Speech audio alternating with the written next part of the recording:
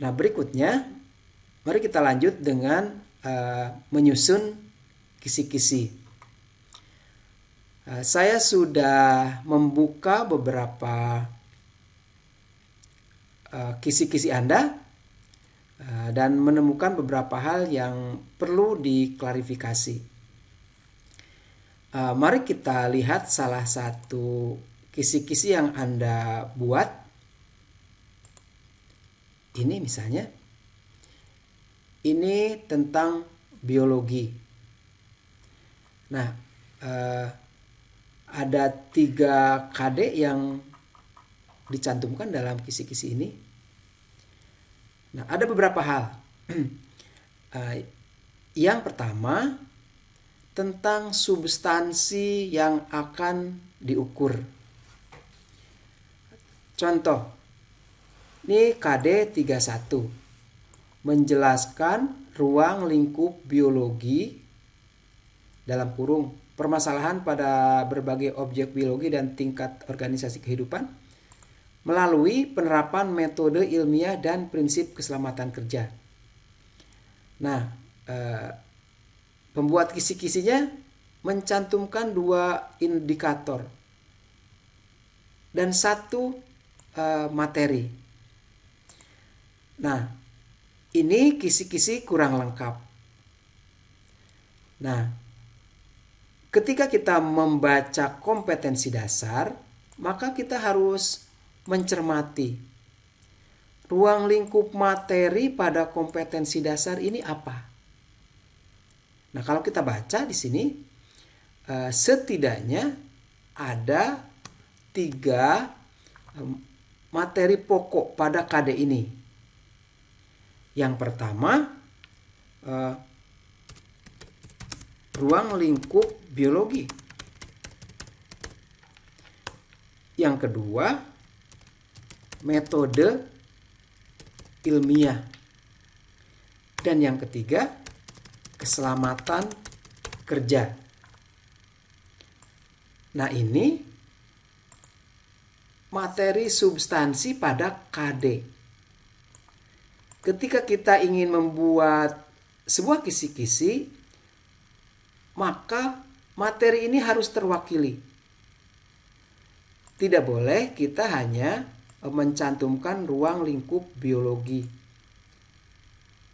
Kecuali untuk kisi-kisi misalnya ujian nasional yang materinya terdiri dari puluhan KD, kita harus memilih salah satu dan yang paling substansial.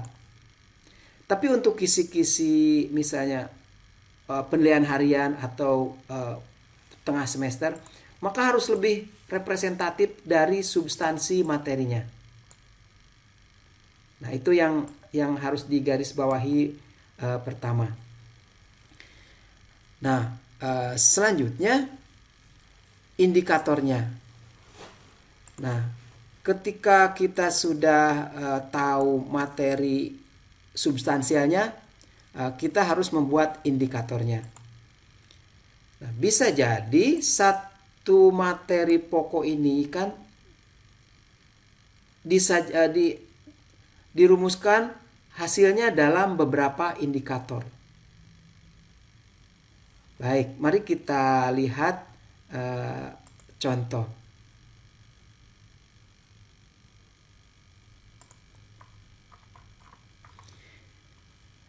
Saya mengubah formatnya agar lebih mudah. Ini kompetensi dasar yang tadi, 31 biologi. Materi pertama, ruang lingkup biologi. Materi kedua, metode ilmiah. Dan materi ketiga, prinsip keselamatan kerja. Nah, mari kita lihat untuk materi ruang lingkup biologi.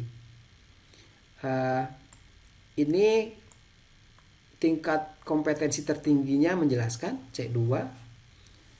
Soalnya bentuknya lot. Kita harus menentukan bentuk soalnya apa. PG misalnya. Nah, baru kemudian kita rumuskan indikatornya. Nah, contoh indikatornya menunjukkan perbedaan antara biologi dengan ilmu lain. Tapi bisa jadi materi ini indikatornya lebih dari satu. Misalnya, memberi contoh objek kajian biologi. Memberi contoh teknologi dalam bidang biologi. Memberi contoh profesi dalam bidang biologi. Kebetulan indikatornya memberi contoh. Bisa saja misalnya menjelaskan salah satu profesi dalam bidang biologi. Nah, itu kemungkinan-kemungkinan yang terjadi ketika kita merumuskan indikator. Nah, untuk penilaian harian tentu saja indikator ini harus lengkap. Tapi untuk misalnya PAT maka bisa jadi beberapa yang mewakili. Demikian juga untuk metode ilmiah nanti.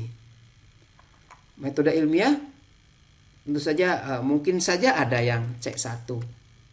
Karena bisa jadi ada pengetahuan yang harus diketahui sebagai pengetahuan jembatan atau pengetahuan dasar.